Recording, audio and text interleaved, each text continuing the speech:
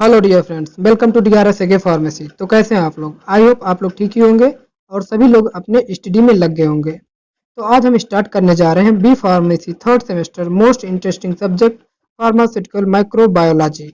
इसमें unit first में जो आज का जो हमारा टॉपिक इसमें हम कवर करने वाले हैं, आइए देखते हैं इससे जो हमारा AQ2 का कंटेंट है यूनिट फर्स्ट में। इसमें हम इंट्रोडक्शन के बारे में पढ़ते हैं, हिस्ट्री एंड माइक्रोबायोलॉजी के बारे में पढ़ते हैं, branches and scope and its importance पढ़ेंगे, introduction to prokaryote and eukaryote के बारे में पढ़ेंगे, study of ultra structure and morphological classification of bacteria, nutritional requirement के बारे में पढ़ेंगे, raw material use for culture media के बारे में पढ़ते हैं, physical parameter of growth curve के बारे में पढ़ते हैं, isolation and preservation method for pure culture के बारे में पढ़ते हैं, कल्टीवेशन ऑफ एनारोब्स के बारे में पढ़ते हैं, quantitative measurement of bacterial growth के बारे में पढ़ते हैं, इसमें टोटल एंड वायबल काउंट पढ़ते हैं। और नेक्स्ट हमारा माइक्रोस्कोपी, इससे भी हमारा मोस्ट इंपॉर्टेंट टॉपिक है, इसके बारे में पढ़ते हैं।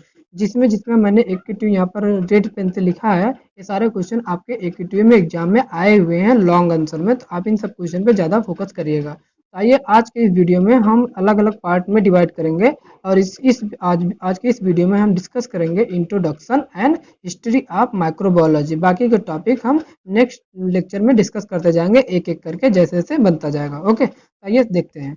इंट्रोडक्शन की बात करें तो माइक्रोबायोलॉजी को आप तीन वर्ड में ब्रेक करिए, माइक्रो, बायो और लॉजी। सबके वर्ड का एक एक मतलब होता है। माइक्रो मतलब क्या होता है? स्मॉल, मतलब कोई चीज, छोटी सी चीज, मतलब स्मॉल। और बायो मतलब पता होता है, बायो में क्या होता है? लिविंग। और लॉजी मतलब साइंस, यानी ऐसी साइंस जिसमें हम छोटी चीजों के बारे में पढ़ते हैं जो हम अपनी मतलब नेक्ड आई से नहीं देख सकते हैं, माइक्रोस्कोप की मदद से देखना पड़ता है।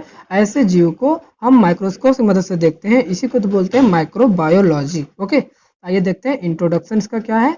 माइक्रोबायोलॉजी क्या है? It is branch of science, मतलब ऐसी ब्रांच जिसमें we study about small living organism, जिसमें हम छोटे छोटे लिविंग ऑर्गेनिज्म के बारे में पढ़ते हैं। और कैसे ऑर्गेनिज्म? लेस देन 1 माइक्रोन, जिसकी साइज जो होती है 1 माइक्रोन से भी कम होती है, which can not seen with necked आई, जिसे हम अपनी आंखों से नहीं देख सकते हैं, हमें इसको देखने के लिए माइक्रोस्कोप की जरूरत पड़ती है, इसी को बोलते हैं microbiology. Okay, next, micro micro organism जो होते हैं प्रेजेंट होते हैं एवरीवेयर इन नेचर, नेचर में हर जगह होते हैं, आपके अगल बगल हर जगह होंगे। और एक शो करते हैं great effect on life form, इनका जो इफेक्ट होता है बहुत ज़्यादा होता है। ओके, नेक्स्ट देखते हैं। द टर्म माइक्रोबायोलॉजी था इंट्रोड्यूस किया गया किसके द्वारा? लुइस पास्चर के द्वारा। याद रखिएगा, 2 नंबर में क्वेश्चन ऐसे आ जाते हैं। नेक्स्ट है, लुइस पास्चर ने क्या किया था? डिमॉन्स्ट्रेट किया था that fermentation process was due to action of yeast bacteria on the substrate, इन्होंने ये बताया था। ओके, और इसके जो एग्जाम्पल होते हैं माइक्रो ऑर्गेनिज्म के, क्या क्या हो सकते हैं? आपके वायरस हो सकते हैं, फंजाई हो सकता है, प्रोटोजोआ हो सकता है, एल्गी हो सकता है, हेलमिंथीज भी हो सकते हैं, बहुत सारे माइक्रो ऑर्गेनिज्म होते हैं, बहुत सारे। ये तुम्हारा हमारा इंट्रोडक्शन। अब देखते हैं हिस्ट्री ऑफ माइक्रोबायोलॉजी। हिस्ट्री को हम 4 पार्ट में डिवाइड करते हैं। पहला है डिस्कवरी एरा, दूसरा है ट्रांजिशन एरा, तीसरा है गोल्डन एरा और चौथा हमारा मॉडर्न एरा। तो हर एरा के बारे में हम कौन कौन से साइंटिस्ट ने क्या क्या अपने डिस्कवरी के माध्यम से क्या क्या अपने योगदान दिया, एक एक करके आइए देखते जाते हैं। तो चलिए शुरू करते हैं डिस्कवरी एरा से। डिस्कवरी एरा में इसमें बात करते हैं, in this era microbial world was explored with discovery of microscope. इस एरा में क्या हुआ? माइक्रोस्कोप की डिस्कवरी से बहुत ज़्यादा, मतलब हम माइक्रो ऑर्गेनिज्म को देखने में सुविधा मिलने लगी। जैसे इन 13th सेंचुरी एक साइंटिस्ट थे रोजन बेकन। ओके, इन्होंने क्या किया? डेवलप किया लेंस, फर्स्ट टाइम, सबसे पहले बार इन्होंने लेंस का डेवलप किया और इन्होंने डिजीज के बारे में बताया। Tell us about disease. और डिजीज क्या होता है? Anything which enter in our body and sick, मतलब इन्होंने सिंपल होता है, डिजीज होती है कोई भी चीज हमारी बॉडी में इंटर कर जाए हमें बीमार कर दे, वही डिजीज हो जाती है। सिंपल से इन्होंने अपने सिंपल लेंस से ये बात बताई और इसमें इतनी बात बता के ये बगल हो गए। और नेक्स्ट साइंटिस्ट आते हैं, इन्होंने क्या कहा? नेक्स्ट साइंटिस्ट कौन है? एंटोन वान ल्यूवेनहाक। इनका नाम तो आप लोग सुने होंगे, बहुत फेमस साइंटिस्ट है। इन्हें बोलते हैं फादर ऑफ बैक्टीरियोलॉजी, ये बैक्टीरिया के पिता कहलाते हैं। और इन्हें फादर ऑफ प्रोटोजूलॉजी बोलते हैं। ओके, और इन्होंने क्या बताया? इन्होंने फर्स्ट ऑब्जर्व किया माइक्रो ऑर्गेनिज्म को, सबसे पहले माइक्रो ऑर्गेनिज्म को इन्होंने ऑब्जर्व किया। जैसे कौन कौन से? बैक्टीरिया को, ईस्ट को, प्रोटोजोआ को, in water and faecal matter में। और इन्होंने जैसे कि अपना माइक्रोस्कोप खुद बनाया था, तो इन्होंने जिनका जहां मन किया वहां जाके इन्होंने अपने माइक्रोस्कोप से अलग अलग चीजों को देखा। ये कौन थे? एंटोनी वान ल्यूवेनहाक। ओके, नेक्स्ट हमारा जो आते हैं इसमें है ही डिस्क्राइब सच टिनी क्रिएटर्स। इन्होंने जो माइक्रो ऑर्गेनिज्म को देखते गए उसका नाम क्या बताया, छोटे छोटे क्रिएटर्स या जिन्हें बोलते हैं डाई अर्किन्स या एनिमैल्क्यूल बोले। इन्होंने सिंपल से कहा कि जो ऑर्गेनिज्म है माइक्रो ऑर्गेनिज्म वो क्या है, छोटे छोटे एनिमैल्क्यूल्स हैं। ओके, ये सिंपल से 2 नंबर में पूछ सकता है कि टर्म एनिमैल्क्यूल किसने यूज किया, फादर ऑफ बैक्टीरियोलॉजी कौन है, फादर ऑफ प्रोटोजोलॉजी कौन है। ये सब 2 नंबर में आपके बहुत सारे क्वेश्चन बन सकते हैं। नेक्स्ट हमारा आता है ट्रांजिशन एरा। ट्रांजिशन एरा की बात करें तो this era started with debate related to origin of microbial life. इस एरा में क्या हुआ, बहुत सारे लोगों ने एक दूसरे का विरोध किया, कुछ जिन्होंने कुछ बताया उन्होंने कुछ उनका अपोज किया कि लाइफ कहाँ से आई। कुछ लोग कहते थे लाइफ मतलब मीट से आती है, अगर मीट को हम कुछ दिन बंद कर रख दें बोतल में तो वहां से लाइफ आ जाती है। ऐसे बहुत सारे थीसिस आए, स्पॉन्टेनियस जनरेशन थ्योरी आई, लेकिन सब एक दूसरे को गलतियां निकालते गए और एक ऐसे डिबेट चलता रहा। आइए देखते हैं क्या क्या था। पहले साइंटिस्ट जो आते हैं ट्रांजिशन एरा में, Francisco radii.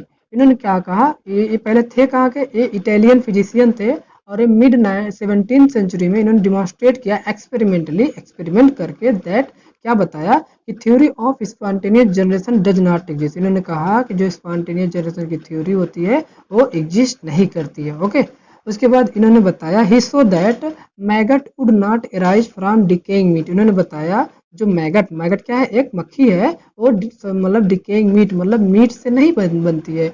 When it cover, जब हम इसे मीट को कवर करते हैं तो ऐसा नहीं कि मीट से मैगट बन जाएगा, कोई जीव बन जाएगा, मक्खी बन जाएगी। इन्होंने इसे नहीं माना। ओके, नेक्स्ट आते हैं जॉन नीदम। इन्होंने कहा कि केम विथ हिज फाइंडिंग, इन्होंने ये अपने साथ ये पता लगा के आए कि that supported theory of spontaneous generation. इन्होंने कहा नहीं, स्पॉन्टेनियस जनरेशन थ्योरी सही है, इन्होंने इसका सपोर्ट किया और इन्होंने बताया ही प्रपोज दैट, इन्होंने कहा कि टिनी micro organism come from mutton gravy. Mutton gravy मतलब जो मीट हम लोग खाते हैं उसी की ग्रेवी से अगर हम उसको रख दें कुछ दिन तक, उसी से छोटे छोटे माइक्रो ऑर्गेनिज्म आ जाते हैं। कितना इंटरेस्टिंग बात है, सोचो अगर ऐसे ग्रेवी से माइक्रो ऑर्गेनिज्म आते तब तक पता नहीं कितने माइक्रो ऑर्गेनिज्म आ जाते। तो ऐसी बात है, इन्होंने सपोर्ट किया लेकिन ये बातें गलत थी। और इन्होंने क्या बताया, ही कवर्ड द फ्लास्क। इन्होंने कैसे प्रूव किया, इन्होंने कहा कि अगर हम फ्लास्क को कवर करें with cork as done by Redi, जैसा कि मतलब फ्रांसिस्को रेडाई ने किया था, and still microbes appear on the mutton broth. और उन्होंने कहा अगर हम कॉर्क को कवर कर दें और इसके बाद माइक्रोस्कोप से देखें तो मटन में हमारे माइक्रोब दिखने लगते हैं, ऐसा इन्होंने कहा। उसके बाद नेक्स्ट साइंटिस्ट आते हैं लेजारो स्प्लेनजेनी। ओके, इन्होंने क्या कहा, ये क्या थे, इटालियन नेचुरलिस्ट थे। इन्होंने रिजेक्ट कर दिया जॉन नीदम के क्लेम को, जो इन्होंने एक्सपेरिमेंट में कहा था उस क्लेम को रिजेक्ट ही कर दिया। और इन्होंने कहा सो दैट, इन्होंने कहा boiled broth would not give rise to microscopic form of life, कि जो हम ब्रॉथ यानी जो हम मटन को ग्रेवी को जो अगर बॉईल करके रखते हैं तो उसमें माइक्रोस्कोपिक लाइफ फॉर्म नहीं आते। इन्होंने पूरी डिबेट कर दिया जॉन नीदम के थ्योरी को। ओके, और उसके बाद नेक्स्ट एरा आता हमारा गोल्डन एरा। गोल्डन एरा में क्या होता है, golden age of microbiology begin with work of Louis Pasteur. अब इस एरा में हमारे बहुत फेमस साइंटिस्ट आते हैं, Louis Pasteur and Robert Koch. आइए देखते हैं इनका क्या योगदान है। लुइस पास्चर ने क्या कहा, पहली बात तो एक क्या है, फादर ऑफ माइक्रोबायोलॉजी, याद रखिएगा 2 नंबर में पक्का आ जाएगा आपका। लुइस फादर ऑफ माइक्रोबायोलॉजी, तो फादर ऑफ माइक्रोबायोलॉजी हमारे लुइस पास्चर। ये कहाँ के थे, फ्रेंच माइक्रोबायोलॉजिस्ट थे। कहाँ के, फ्रेंच माइक्रोबायोलॉजिस्ट। और इन्होंने बताया कि he pointed that no growth took place in swan neck shaped tube। इन्होंने कहा अगर हम स्वान नेक ट्यूब जो हमारा ऐसे ऐसे स्वान नेक ट्यूब पता कहते हैं, जो स्वान के हंस के जैसा एक नेक ट्यूब होता है उसी के अंदर हम रखते हैं। इन्होंने बताया कि नो ग्रोथ टुक प्लेस, कि मतलब कोई ग्रोथ नहीं होता अगर हम स्वान नेक ट्यूब लेते हैं, क्योंकि dust and germ has been trapped on the wall of curve neck, क्योंकि जो जर्म या डस्ट जाते हैं ये इस कर्व नेक में ये चिपक जाते हैं। ऐसे जब कोई चीज टकराएगा यहाँ टकराएगा फिर यहाँ टकराएगा, अच्छा अल्टीमेट जाते थे यहाँ तक माइक्रोब पहुंच ही नहीं पाएंगे, तो माइक्रोब तुम्हारे वहीं मर गए नेक्स्ट शेप्ड में ही, तो आगे जा ही नहीं पाएंगे। तो इस तरीके से इन्होंने डिस्प्रूव कर दिया थ्योरी ऑफ स्पॉन्टेनियस जनरेशन पूरी तरीके से। किसने डिस्प्रूव किया, father of microbiology Louis Pasteur ने। ओके, और इन्होंने कहा कि if neck were broken up, अगर इस नेक जो स्वान नेक है इसे हम तोड़ दें and that dust fall directly down into the flask, तो डस्ट क्या होगा, फ्लास्क में डायरेक्टली पहुंच जाएगा। तो माइक्रोबियल ग्रोथ तो अल्टीमेटली होना ही है। तो यही ना होता था, पिछले वाले जो साइंटिस्ट थे उन लोग यहाँ पर लंबा स्वान यूज ही नहीं करते थे, डायरेक्ट माइक्रो पहुंच जाते थे। उन्हें लगता था कि माइक्रो ग्रेवी से, मीट से पैदा हो रहा, जबकि ये बिल्कुल उनका मिसअंडरस्टैंडिंग था। ओके, नेक्स्ट चलते हैं। इन्होंने कहा कि introduce sterilisation technique, Louis Pasteur ने स्टरलाइजेशन टेक्निक के बारे में भी बताया। इसके बाद नेक्स्ट हमारा है, इन्होंने कहा he invented the process of pasteurisation, इन्होंने पास्चुराइजेशन के बारे में बताया, फर्मेंटेशन के बारे में बताया and development of effective vaccine के बारे में भी बताया, जैसे rabies and anthrax. Okay, next इन्होंने बताया फॉर पास्चुराइजेशन ऑफ मिल्क, अगर मिल्क को पास्चुराइज करना मतलब बैक्टीरिया रहित करना है, सभी बैक्टीरिया को मारना है, तो आप कुछ मत करो, दूध को हीट करो 62.8 डिग्री सेंटीग्रेड पर, कितनी देर तक, 30 मिनट तक, आपके सारे बैक्टीरिया दूध से किल हो जाएंगे। ओके, इसका नेक्स्ट साइंटिस्ट आता है जॉन टिंडल। इन्होंने क्या कहा, इन्होंने he discovered highly resistant bacteria structure, जिसे हम बाद में कहते थे एंडोस्पोर, इसके बारे में बताया। और प्रोलॉन्ग्ड बॉइलिंग, इन्होंने कहा अगर लगातार बॉइलिंग करें और intermittent heating was necessary to kill these spores, अगर लगातार आप बॉयल करते रहिए इसी स्पोर को मारने के लिए, to make the infusion completely sterilise, and इस प्रोसेस को इन्होंने क्या कहा, टिंडलाइजेशन। ओके, चलिए नेक्स्ट देते हैं, लॉर्ड जोसेफ लिस्टर ने क्या कहा। इन्होंने इन पहली बात इन्हें क्या कहते हैं, इन्हें कहते हैं फादर ऑफ एंटीसेप्टिक सर्जरी, याद रखिएगा 2 नंबर में आ सकता है। इन्होंने क्या कहा, ही डिमॉन्स्ट्रेट दैट उन infection were due to micro organism, करा जो घाव में इन्फेक्शन होता है किसकी वजह से होता है, माइक्रो ऑर्गेनिज्म की वजह से होता है। और इन्होंने क्या किया, इन्होंने डेवलप किया एंटीसेप्टिक सर्जरी की भी डेवलप किया टू प्रिवेंट माइक्रो ऑर्गेनिज्म को प्रिवेंट करने के लिए एंटीसेप्टिक सर्जरी डेवलप किया from entering wound by applying phenol, इन्होंने फिनॉल को अप्लाई करके एंटीसेप्टिक सर्जरी में माइक्रो ऑर्गेनिज्म को मारने के लिए ड्रेसिंग करते समय इस सब का यूज करने लगे। ओके, नेक्स्ट इन्होंने क्या कहा है, also introduce 5% carbolic acid spray भी यूज किया ऑपरेशन थिएटर में, किसके लिए, for growth and micro organism के ग्रोथ को रोकने के लिए, प्रिवेंट करने के लिए जोसेफ लिस्टर ने ये सब यूज किया। ओके, नेक्स्ट हमारे साइंटिस्ट आते हैं रॉबर्ट कोच। रॉबर्ट कोच ने क्या कहा, इन्हें कहते हैं फादर ऑफ माइक्रोबियल टेक्निक्स या फादर ऑफ मेडिकल माइक्रोबायोलॉजी। और इन्होंने क्या किया, he proved first time the role of bacteria in causing disease, इन्होंने पहली बार बताया कि बैक्टीरिया जो होते हैं डिजीज करवाते हैं। Okay, he isolated anthrax bacillus from caused anthrax, उन्होंने बताया एंथ्रेक्स बैसिलस के बारे में जो एंथ्रेक्स करवाता है।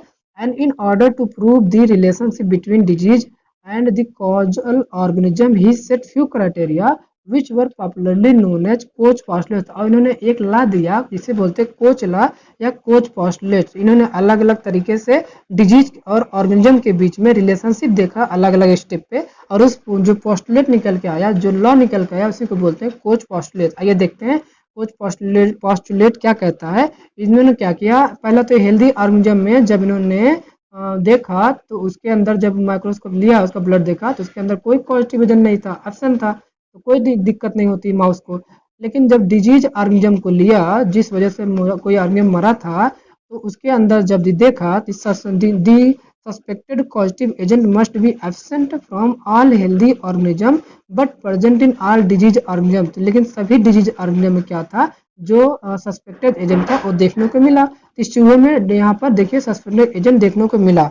बाद में इन्होंने क्या किया, उस पॉजिटिव एजेंट को लिया और आइसोलेट किया फ्रॉम द डिजीज ऑर्गेनिज्म, जो मरा हुआ ऑर्गेनिज्म था उससे निकाल लिया, and grown in pure culture, और प्योर कल्चर में क्या किया, ग्रोन कराया, उसे ग्रो कराया। फिर दोबारा उन्होंने जो जिंदा माउस के ऊपर उसको इंजेक्ट किया उस कल्चरिंग एजेंट को, एंड काज सेम डिजीज, फिर दोबारा माउस को बीमारी हो गई।